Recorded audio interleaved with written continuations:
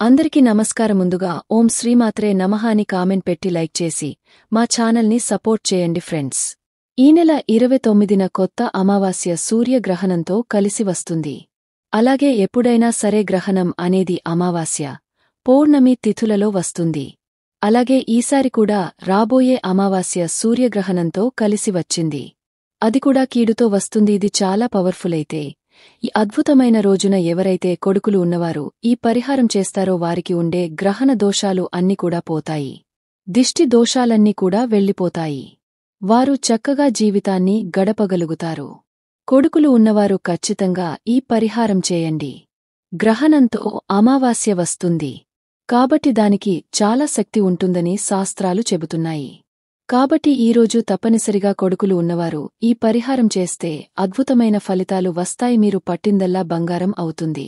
మీ పిల్లలపై ఉండే గండాలు అన్ని కూడా తొలగిపోతాయి.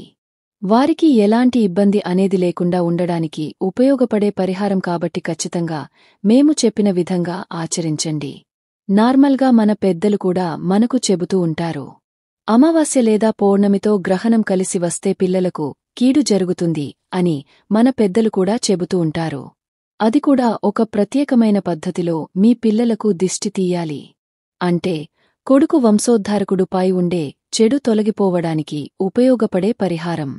కాబట్టి మేము చెప్పిన విధంగా చేసుకోండి. మీ పిల్లలు ఏదైనా దిష్టి దోషాలతో సిద్ధించే పరిహారం ఎలా చేయాలి? 29 పాల్గొన అమావాస్య రోజున సూర్యగ్రహణం రాబోతుంది. మొదటి సూర్యగ్రహణం భారత కాలమానం ప్రకారం ఈ గ్రహణం మార్చి 29 రాత్రి 6:20 ప్రారంభమైంది. ఈ గ్రహణం మనకు కనిపిస్తుందా లేదా అనే విషయానికి వస్తే ఈ సూర్యగ్రహణం రాత్రి సమయంలో ఏర్పడుతుంది. రాత్రిపూట మనకు సూర్యుడు కనిపించడు కనుక ఈ సూర్యగ్రహణం మన భారతదేశంలో కనిపించదు. కాబట్టి ఈ గ్రహానికి ఎటువంటి నియమాలు పాటించవలసిన అవసరం లేదు.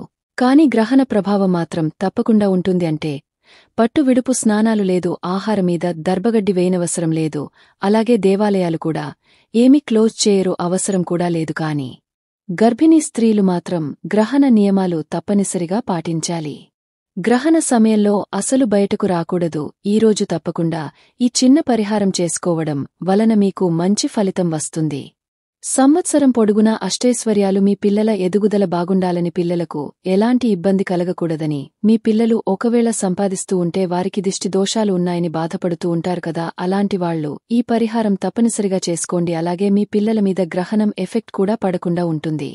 ఎటువంటి చెడు జరగకుండా ఉంటుంది.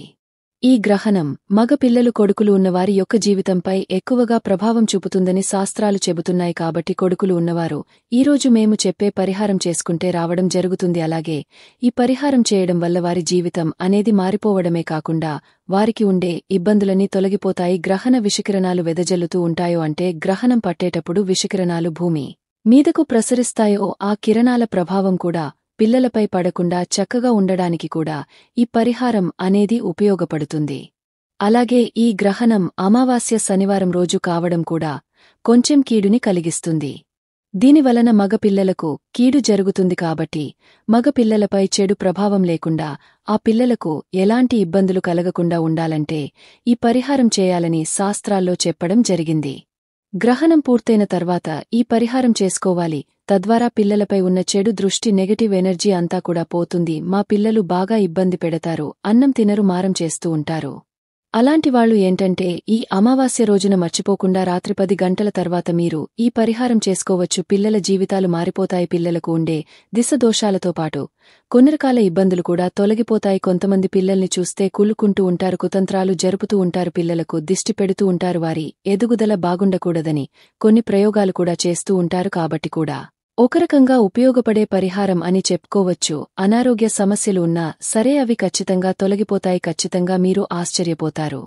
వారికి తప్పకుండా మంచి అనేది జరుగుతుంది. అలాగే రకాల ఇబ్బందులను తొలగించుకోవడానికి అన్ని విధాలుగా కూడా బాగుపడడానికి ఉపయోగపడుతుంది. అందుకే ఈ పరిహారం ద్వారా మీకు ఖచ్చితంగా మేలు జరుగుతుందని చెప్పవచ్చు. ఈ పరిహారాన్ని ఎలా చేయాలి అంటే మనం అన్నం వండుతాం కదా, సాయంత్రం వండుతారు కదా, అలా వండిన అన్నం నుంచి 3 ముద్దలు అన్నాన్ని తీసుకోండి. ఖచ్చితంగా అన్నంతోనే ఈ పరిహారం చేయాలి. ఇలా మనం సాయంత్రం పూట అన్నం వండుకున్న తర్వాత అందులో నుంచి 3 ముద్దలు అన్నాన్ని తీసుకోండి. దానితో పాటు మనకు ఒక కోడిగుడ్డు కూడా కావాలి.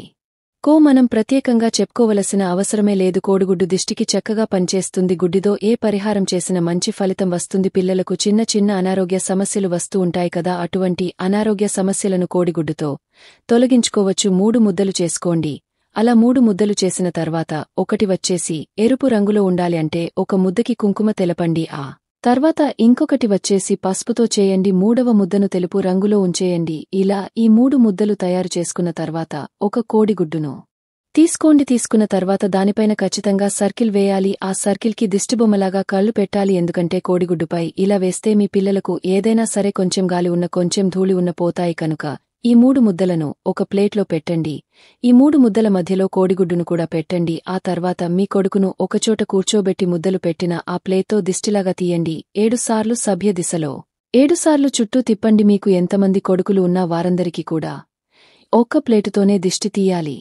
తర్వాత ఈ అన్న ముద్దలని గుడ్డిని ఒక కవర్లో వేసేసి గుడ్డు పగలకుండా ఎవరు తిరగని ప్రదేశంలో పడేసి వెనక్కి తిరిగి చూడకుండా ఇంటికి రావాలి. అంటే 4 దారులు కలిసే చోటు లేదా 3 దారులు కలిసే చోటలో రోడ్డు పక్కన పడేసి రావాలి. అలా పడేసి ఇంటికి వచ్చిన తర్వాత మీ పిల్లలకు కాళ్లు చక్కగా కడిగి వారి యొక్క దుస్తులను మార్చేయండి. అలాగే దిష్టి తీసిన వారు కూడా కాళ్లు చేతులు ముఖం శుభ్రంగా కడుక్కొని ఇంటి లోపలికి వెళ్ళండి. ఇలా చేసి చూడండి, మీకే అర్థమవుతుంది. అంటే మీ పిల్లలు ఇంతకుముందు ఎలా ఉన్నారు, ఇప్పుడు ఎలా ఉన్నారు, వారి ఎదుగుదల ఎలా ఉంది, వారు ఎంత యాక్టివ్గా ఉన్నారు అనేది మీకు తెలిసిపోతుంది. కాబట్టి ఈ పరిహారాన్ని కొడుకులు ఉన్న ప్రతి ఒక్కరూ ఆచరించండి. ఇది చాలా నార్మల్గా అనుసరించే పరిహారం ఎక్కడ కూడా లేదు. పరిహారానికి వాడుతున్నాం కాబట్టి బ్రహ్మాండమైన ఫలితాలు వస్తాయి.